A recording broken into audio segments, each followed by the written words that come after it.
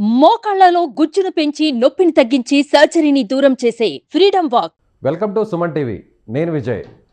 ఏపీలో ఖచ్చితంగా వచ్చేది తెలుగుదేశం పార్టీ, బీజేపీ, జనసేన కూటమి అంటూ బీజేపీ అగ్రనేత అమిత్ షా చేసినటువంటి వ్యాఖ్యలు ఇప్పుడు ఏపీలో హల్చల్ చేస్తున్నాయి. ముఖ్యంగా టీడీపీ, జనసేన, బీజేపీ శ్రేణుల్లో ఉత్సాహాన్ని నింపుతున్నాయి. నిజంగా అమిత్ షా చెబుతున్నట్టుగా వచ్చే ఎన్నికల్లో ఇక్కడ ఏపీలో ఖచ్చితంగా ఈ కూటమి, ఎన్డీఏ కూటమి విజయం సాధిస్తుందా?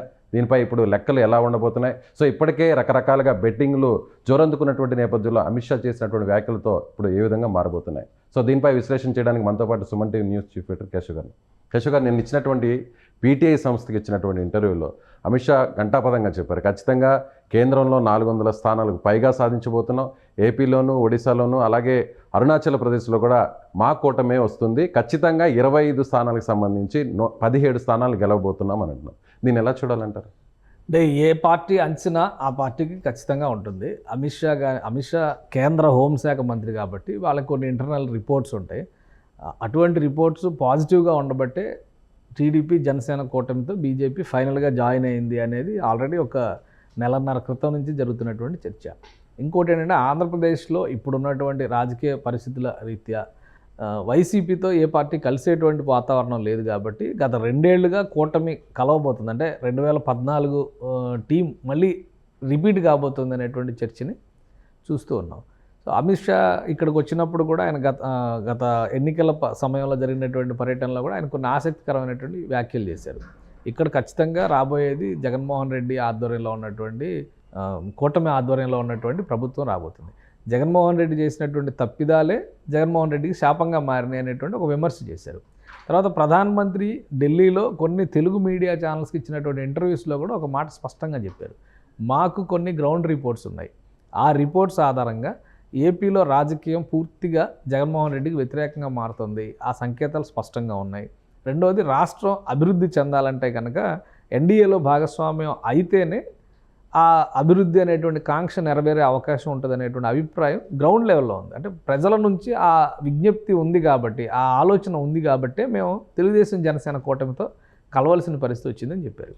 ఇంకొక అడుగు ముందుకేసి ఆయన చెప్పినటువంటి ఆసక్తికరమైనటువంటి మాట ఏంటంటే, తెలంగాణ, ఆంధ్రప్రదేశ్ పోల్చినప్పుడు 2 రాష్ట్రాలు ఒకేసారి, అంటే ఉమ్మడి రాష్ట్రం విడిపోయి 2 రాష్ట్రాలు దాదాపు ఒకేసారి ప్రస్థానం ప్రారంభించినప్పుడు తెలంగాణలో జరుగుతున్నటువంటి నమూనా కానీ, ఆయన ఫస్ట్ నుంచి కూడా మోడీ గారు ఒక మాట చెప్తుంది ఏంటంటే, చాలా స్పష్టంగా ఆయన చెప్తుంది ఏంటంటే, ప్రజాస్వామ్య పద్ధతిలో ఆంధ్రప్రదేశ్ విభజన జరగలేదు. చాలా ధైర్యంగా చెప్పారు ఈ విషయం. అంటే రాష్ట్రానికి సంబంధించి మనకు ఉండేటువంటి అపోహలు, ఆలోచనలు, అనుమానాలు 100 ఉండొచ్చు, కానీ రాష్ట్ర విభజన సహేతుకంగా లేదు అని చెప్పి చాలా స్పష్టంగా పార్లమెంట్లో చెప్పినటువంటి వ్యక్తి ప్రధానమంత్రి. ఆయన అంచనా ప్రకారం ఏంటంటే, ఇక్కడ జరుగుతున్నటువంటి అభివృద్ధి జరగాల్సినటువంటి స్థాయిలో లేదు, అలానే అప్పుల ఆంధ్రగా మారిపోతుంది అనేటువంటి ప్రజల్లో ఎక్కువ ఆందోళన రేకెత్తిస్తుంది. విద్యావంతులైనటువంటి యువకులకి అవకాశాలు ఇవ్వడంలో ఈ ప్రభుత్వం ఫెయిల్ అయిందనేటువంటి భావన ఎక్కువగా ఉంది, బలంగా ఉందనేటువంటి మాట ప్రధానమంత్రి స్వయంగా చెప్పారు. వీళ్ళ ఈ లెక్కలన్నీ చూసిన తర్వాత మనకు అర్థం కావాల్సింది ఏంటంటే, ఖచ్చితంగా కూటమి అధికారంలోకి వస్తుంది అనేటువంటి సంకేతాలు ఉండబట్టే బీజేపీ వచ్చింది. ఒక రకంగా బీజేపీ చేరడం వలన కూటమికి లాస్ జరిగింది అనేటువంటిది గ్రౌండ్ రిపోర్ట్స్ చెప్తున్నమాట. ఒకవేళ బీజేపీ కనుక కలవకుండా ఉండుంటే, ఏ లెఫ్ట్ పార్టీస్ లాంటివి కలుపుకోకపోయినా కానీ ఇంకా ఒక 5 నుంచి 10 సీట్లు కూటమికి పెరిగే ఛాన్సెస్ ఉన్నాయని చాలామంది సర్వే చేసినటువంటి వాళ్ళు, క్షేత్రస్థాయిలో అభిప్రాయ సేకరణ చేసినటువంటి వాళ్ళు చెప్తున్నమాట. ఎందుకంటే బీజేపీ కూడా ఈ నష్టాలకు ఎంతో కొంత బాధ్యత వహించాల్సిన పరిస్థితి ఉంది. 2017-18లో తెలంగాణకి చేసినటువంటి తెలంగాణ వైపు చూపినంత ఆసక్తి ఆంధ్రప్రదేశ్ వైపు చూపలేదనేటువంటి విమర్శ ఎదుర్కొంది. అదే క్రమంలో ప్రత్యేక హోదా విషయంలో పక్క రాష్ట్రాలు అభ్యంతరం లేదు అని చెప్పినా కానీ ప్రత్యేక హోదా విషయంలో ఆంధ్రప్రదేశ్కి మొండి చేయి చూపించింది బీజేపీనే అనేటువంటి ఆలోచన ప్రజలకు ఉంది. తర్వాత 2019 నుంచి 24 వరకు జరిగినటువంటి పరిపాలన విషయంలో జగన్మోహన్ రెడ్డి ప్రభుత్వం తీసుకుంటున్నటువంటి సహేతుకం కాని నిర్ణయాల పట్ల కేంద్ర ప్రభుత్వం తన వంతు బాధ్యత నెరవేర్చలేదు అనేటువంటి అభిప్రాయం కూడా చాలామందిలో ఉంది. ముఖ్యంగా 3 రాజధానుల అంశం కావచ్చు, కొన్ని ఇంగ్లీష్ మీడియం విషయాలు. ఎందుకంటే సెంట్రల్ ఎడ్యుకేషన్ పాలసీ ఒకటి చెప్తుంది, ఈయన దానికి పూర్తి భిన్నమైనటువంటి డెసిషన్స్ తీసుకుంటున్నారు. ఇంగ్లీష్ మీడియం పెట్టొద్దని ఎవరు చెప్పలా, ఇంగ్లీష్ మీడియంలో చదువుకోవద్దా అనేటువంటి ప్రచారం, ప్రాపగండా చాలా భారీగా చేశారు.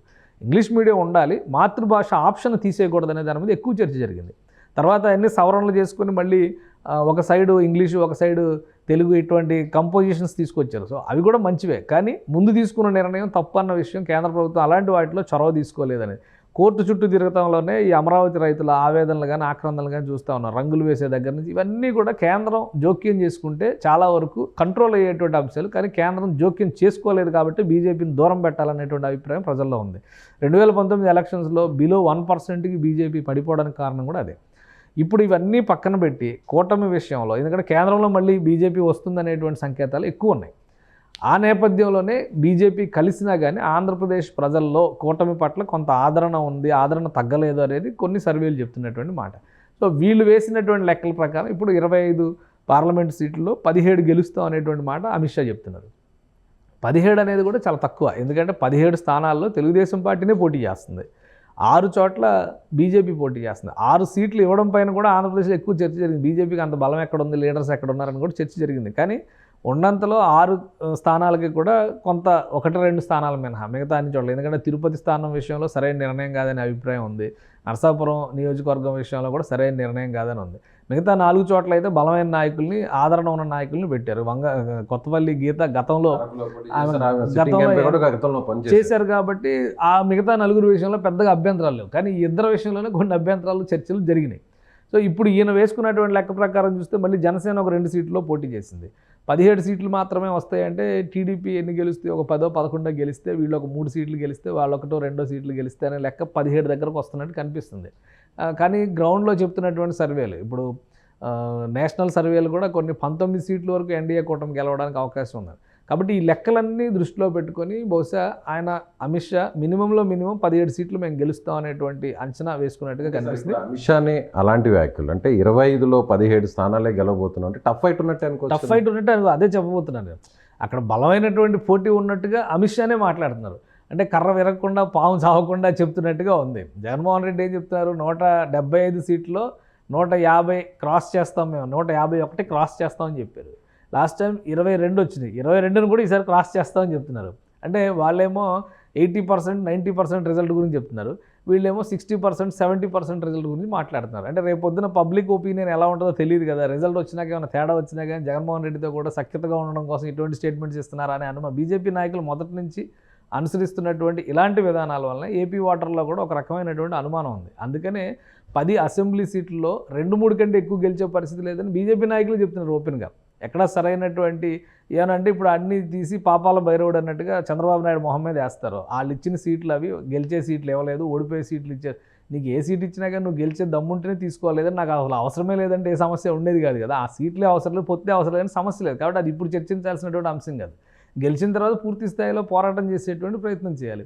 అది జరగకపోతేనేమో చంద్రబాబు నాయుడు వైఫల్యం, జరిగితేనేమో మోడీ చేసిన అద్భుతం అని చెప్పుకోవడానికి బీజేపీ నాయకులు అలవాటు పడిపోయి ఉన్నారు. కాబట్టి ఇప్పుడు వాళ్ళ అంచనాల కంటే కూడా గ్రౌండ్ రియాలిటీ ఏముంది అనేది చాలా ముఖ్యమైనటువంటి అంశం. సర్వేల నుంచి వస్తున్నటువంటి డేటా కావచ్చు, అలానే ఇతర సంస్థలు చేసినటువంటి ప్రజాభిప్రాయ సేకరణ కావచ్చు, రేపు ఎగ్జిట్ పోల్స్ రిలీజ్ అయితే ఇంకా మరింత స్పష్టత వచ్చేటువంటి అవకాశం ఉంటుంది. ఎన్డీఏ కూటమికి ఖచ్చితంగా ఆంధ్రప్రదేశ్లో అవకాశం ఉంది. జాతీయ రాజకీయాల్లో కూడా అక్కడ ఆల్టర్నేటివ్ విషయంలో, ఎందుకంటే ఎక్కువ సర్వేలు చెప్తున్న మాట ఖచ్చితంగా ఎన్డీఏ కూటమే వస్తుంది అంటారు. బట్ వీళ్ళు అనుకున్నటువంటి ఫిగర్ 370 సీట్లు బీజేపీకి, 400 సీట్లు ఎన్డీఏ కూటమికి దాటరా అనేటువంటి చర్చే ఆసక్తికరంగా ఉంది. ఇప్పుడు 434 సీట్లు ఒక్క బీజేపీనే పోటీ చేస్తుంది. అందులో 270 సీట్లు బీజేపీ ఎక్స్పెక్ట్ చేస్తుంది, 370 సీట్లు బీజేపీ ఎక్స్పెక్ట్ చేస్తుంది. బీజేపీ తర్వాత మళ్ళీ అత్యధిక స్థానాల్లో పోటీ చేస్తుంది తెలుగుదేశం పార్టీనే. అంటే 434 సీట్లు ఎక్కడ, తెలుగుదేశం పార్టీ పోటీ చేస్తున్నటువంటి 17 సీట్లు ఎక్కడ. సో ఇంత భారీ వ్యత్యాసం ఉంది మిత్రపక్షాల మధ్య. మిత్రపక్షాలుగా పెట్టుకున్నటువంటి పార్టీలు అన్ని చోట్ల మంచి పర్ఫార్మెన్స్ చూపిస్తాయా లేదా అనేటువంటి చర్చ కూడా నడుస్తుంది. ఒడిశాలో చివరి నిమిషం వరకు నవీన్ పట్నాయక్ని ఎన్డీఏలోకి తీసుకొస్తున్నట్టుగానే అనుకున్నారు, చివరి నిమిషంలో ఆయన అంగీకరించలేదు. సో ఒడిశాలో కూడా ఈసారి మేము అధికారంలోకి వస్తామని అమిత్ షా చెప్తున్నారు. ఒడిశాలో ఎంతవరకు పాసిబిలిటీస్ ఉన్నాయి, ఎందుకంటే నేషనల్ సర్వేస్ చెప్పినటువంటి, ఎక్కువ సర్వేలు చెప్పినటువంటి డేటా మళ్ళీ బీజేడీ అధికారంలో రాబోతుంది. సో దాన్ని బ్రేక్ చేస్తారా, ఆ సర్వేల రికార్డుని బ్రేక్ చేస్తారు. ఇప్పుడు ఆయన ఆల్మోస్ట్ 25 ఏళ్ళు దాటిపోయింది, ఆయన సీఎంగా 27-28 సంవత్సరాలు అవుతుంది దగ్గర. సో ఆ రికార్డు బ్రేక్ చేసేటువంటి అవకాశం బీజేపీకి దక్కితే నిజంగానే దేశవ్యాప్తంగా బీజేపీ హవా ఉన్నట్టే భావించాలి. ఎన్డీఏకి 400 సీట్లు రావడానికి అవకాశం ఉన్నట్టుగానే మనం భావించాల్సి ఉంటుంది. ఇప్పుడు ఏవో కొన్ని చెప్తున్నారు, ఆయన 400 సీట్లతో గెలిస్తే సిఏఏ ఇంప్లిమెంటేషన్ వీటన్నిటి మీద మేము దృష్టి పెడతాను, రాజ్యాంగం మార్చినా ఆశ్చర్యపోవాల్సినటువంటి అవసరం లేదు. ఎందుకంటే విపక్షాలు ఏమి అంత యథాలాపంగా ఏమి విమర్శ చేయట్లా, ఇంటర్నల్గా కొన్ని రిపోర్ట్స్ ఉండబట్టే చెప్తున్నటువంటి మాటలు అవి. కాబట్టి అమిత్ షాకు ఉన్నటువంటి కాన్ఫిడెన్స్ ఏపీలో గవర్నమెంట్ ఎన్డీఏ కూటమి ఫామ్ చేస్తుంది, కేంద్రంలో కూడా ఎన్డీఏ కూటమి ఫామ్ చేస్తుంది.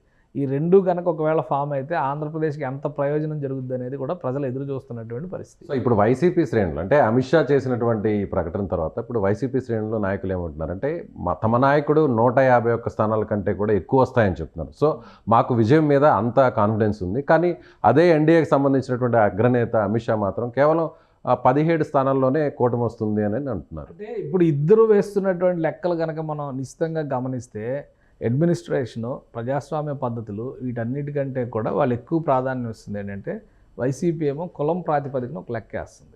ఈ కులం అంతా మాకే ఉంటుంది, ఆ కులం మొత్తం వాళ్ళకు ఉంటుంది, ఈ కులంలో 70% మాకుంటే 20% 30% వీళ్ళకు ఉంటుంది. ఇలాంటి చర్చలు వేస్తాను. అంటే ఏ కులం కూడా ఒక పార్టీకి వన్ సైడ్గా ఓటు చేస్తుందని నేనైతే అనుకోవట్లేదు. ఎందుకంటే దాదాపు 30 సంవత్సరాల నుంచి ఎలా జరుగుతుంది ఈ సిస్టమ్స్ అన్నీ కూడా మనం అబ్జర్వ్ చేస్తున్నాం, గమనిస్తున్నాం, తెలుస్తుంది మనకు. కనీసం 94 ఎలక్షన్ నుంచి నేనైతే చూస్తున్నాను. ఇవన్నీ చూస్తున్నటువంటి ఎక్కడా కూడా ఎటువంటి పరిస్థితుల్లో కూడా ఒక కులం ఒక సైడ్ ఓటు వేసినటువంటి సందర్భాలు లేవు. లాస్ట్ టైం ఎలక్షన్స్ జరిగినప్పుడు అంటే 2019 లెక్కలు తీసుకొచ్చి వైసీపీ నాయకులు పదే ఏం చెప్తున్నారంటే కాపు ఓట్లు అన్నీ కూడా ఒక సైడ్ వచ్చినాయని. కాపు ఓట్లన్నీ నాయకుడిని చూసి రాలేదు, అవతల పక్కల జరిగినటువంటి అవమానాలకు వ్యతిరేకంగా జరిగినటువంటి ఓటింగ్. ఈరోజు ఆంధ్రప్రదేశ్లో జరుగుతున్నటువంటి లెక్క కూడా వైసీపీ ఓడిపోతే వైసీపీ వైఫల్యాల మీద వచ్చేటువంటి రిపోర్ట్గానే మనం చూడాలి తప్పితే టీడీపీ గెలుపుగా చూస్తానికి అవకాశం లేదు. అది చాలా క్లియర్గా కనిపిస్తుంది. ఎందుకంటే గత 5 జగన్ని రెండోసారి సీఎంగా గెలిపించడమా లేదంటే ఓడించడమా అదే నడుస్తుంది చర్చ. కాబట్టి ఆ లెక్కను మనం చూసినప్పుడు జాతీయ రాజకీయాల్లో ఏం నడుస్తుంది, ఎక్కువగా మతం చుట్టూ రాజకీయం నడుస్తున్నటువంటి పరిస్థితి ఉంది. ఇప్పటికీ దక్షిణాది రాష్ట్రాల్లో బలమైన పట్టు బీజేపీకి ఎక్కడుంది? కాంగ్రెస్ పార్టీ అక్కడ లెఫ్ట్ పార్టీస్తో అలయన్స్ ఉందా లేకపోయినా అంతో ఎంతో కేరళలో బలంగా ఉంది. తమిళనాడులో డిఎంకేతో పొత్తులో పెట్టుకుని అక్కడ బలమైనటువంటి ముద్ర వేయడానికి అవకాశం ఉంది. కర్ణాటకలో ఆల్రెడీ అధికారంలో ఉంది, తెలంగాణలో ఆల్రెడీ అధికారంలో ఉంది కాంగ్రెస్ పార్టీ. ఆంధ్రప్రదేశ్లో విభజన గాయం తర్వాత అది ఇప్పుడు 3% 4% ఓటు షేర్ పెరగవచ్చు ఆంధ్రప్రదేశ్లో, అంతకంటే ఎక్కువ. అలా కంపేర్ చేసినప్పుడు బీజేపీ కంటే ఆంధ్రప్రదేశ్లో కాంగ్రెస్ మెరుగ్గా ఉన్నట్టే. ఎన్డీఏలో కలిస్తేనే బీజేపీకి, ఎన్డీఏ కూటమిగా కనుక ఒకవేళ తెలుగుదేశం వీళ్ళని కలుపుకొని చూస్తేనే బీజేపీ బలం అక్కడ పెరుగుతున్నది. మాటికి వీళ్ళు ఏం చెప్తారంటే 13% మాకు ఓటింగ్ వచ్చింది, 14% మాకు ఓటింగ్ వచ్చింది, చంద్రబాబు నాయుడుతో కలవడం వల్ల మమ్మల్ని నలిపేశాడు, పిలికేశాడు, తొక్కేశాడు, తోలేశాడు అని చెప్పి ఇవన్నీ చెప్తారు. ఇవన్నీ ఉత్తి మాటలు. ముందు మీ దగ్గర నాయకత్వంలో దమ్ముంటే 10 సీట్లు ఇచ్చినప్పుడు 10 సీట్లు గెలిపించుకునే రాజకీయం ఉండాలి కదా, అది జరగట్లేదు కదా ఆంధ్రప్రదేశ్లో. కాబట్టి కేంద్రంలో వచ్చేటువంటి వేవ్ ఆధారంగా ఆంధ్రప్రదేశ్లో బలపడే ప్రయత్నమే ఆంధ్రప్రదేశ్ బీజేపీ నాయకులు ఇప్పటికి దాదాపు 30 సంవత్సరాలుగా అదే అనుసరిస్తూ వచ్చారు. అయితే తెలుగుదేశం ఎన్టీ రామారావు హయాంలో ఉన్న తెలుగుదేశం మద్దతుతో గెలిచారు, తర్వాత చంద్రబాబు నాయుడు హయాంలో ఉన్న తెలుగుదేశం మద్దతుతో గెలిచారు. ఒంటరిగా పోటీ చేసింది ఒక్కసారి 1998లో. అప్పుడు కూడా ఏంటంటే అటల్ బిహారీ వాజ్పేయి నాయకత్వం పైన ఉన్నటువంటి నమ్మకం, అది కూడా ఒక్క ఓటు తేడాతో కేంద్రంలో వాజ్పేయి ప్రభుత్వం పడిపోవడం పైన సింపతి వచ్చింది.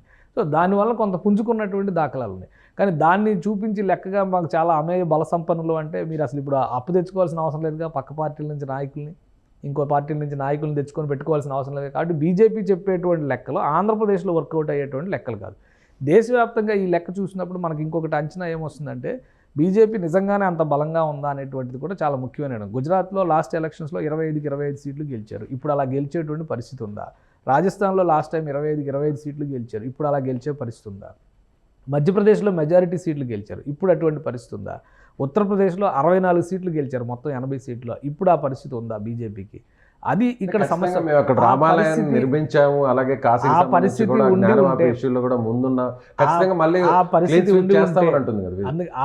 ఉండి ఉంటే ఎన్డీఏని రివైవ్ చేసేటువంటి ప్రయత్నం బీజేపీ చేసేది కాదు. మీరు అడిగినటువంటి ప్రశ్నకి ఇప్పుడు ఉత్తరప్రదేశ్లో రామాలయం కట్టడం వలన ఆంధ్రప్రదేశ్లో ఉన్న సామాన్యులకి ఏంటి ఉపయోగం? మా ఇంటి పక్కన ఉండే రామాలయం ఎలాగో సేఫ్గానే ఉంటుంది కదా.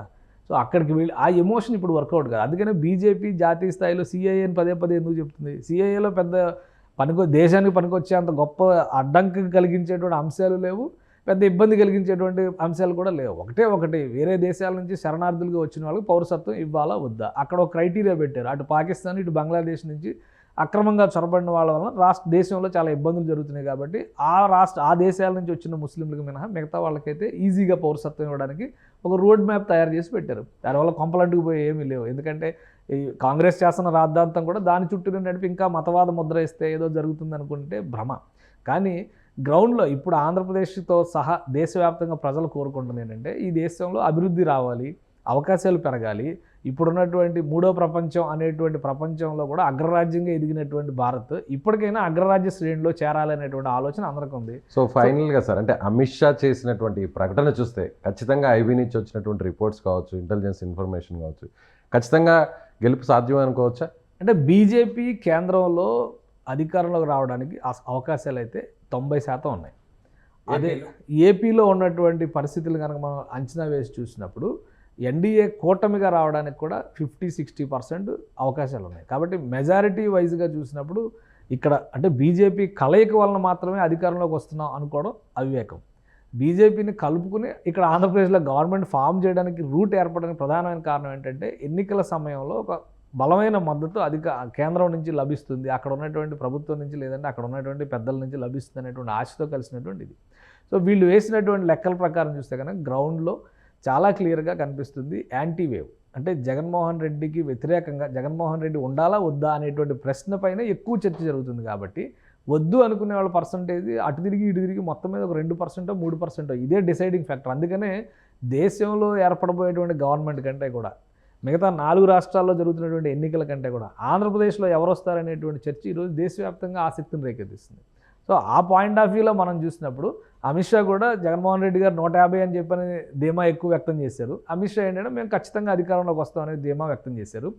అంత ఆషామాషి కాదు ఆంధ్రప్రదేశ్లో అధికారంలోకి రావడం అన్న విషయం అమిత్ షాకు కూడా అర్థమై ఉంటుంది. అందుకనే 17 సీట్ల లెక్క మాత్రమే చెప్పారు. మిగతా వాటిలో కూడా ఇంకో 2-3 సీట్లు వైసీపీకి అనుకూలంగా ఉన్నా మిగతా 4-5 సీట్లలో టఫ్ ఫైట్ జరగడానికి అవకాశం ఉండొచ్చు. లాస్ట్ మినిట్లో 4-5 వేల తేడాతో ఎవరు గెలిచారు? ఇప్పుడు last time Vijayawada parliament seat కానీ గుంటూరు పార్లమెంట్ సీటు కానీ భారీ మెజారిటీలతో ఏమి గెలవలే. మొత్తం 10,000 లోపు ఓట్ల తేడాతోనే గెలిచినటువంటి సీట్లు ఇవి. ఒక ఎంపీ సీట్ అంటే దగ్గర 10 నుంచి 12 లక్షలు 14 లక్షలు ఓటింగ్ ఉన్నటువంటి నియోజకవర్గాల్లో 5-10 వేల తేడాతో గెలిచారంటే లాస్ట్ టైం ఎంత టఫ్ ఫైట్ జరిగినట్టు. సో ఈసారి కూడా అలాంటి టఫ్ ఫైటే ఉంటుంది. ఎడ్జి ఎవరికి వస్తుంది అనేది ఎవరి ధీమా వాళ్ళు వ్యక్తం చేస్తున్నారు.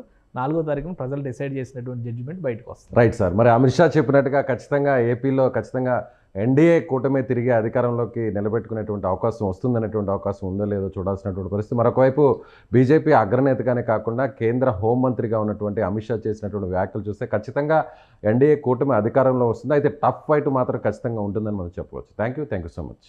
సుమన్ టీవీలో మీ పర్సనల్ అండ్ బిజినెస్ ప్రమోషన్స్ కోసం కింది నెంబర్కి కాంటాక్ట్ చేయండి.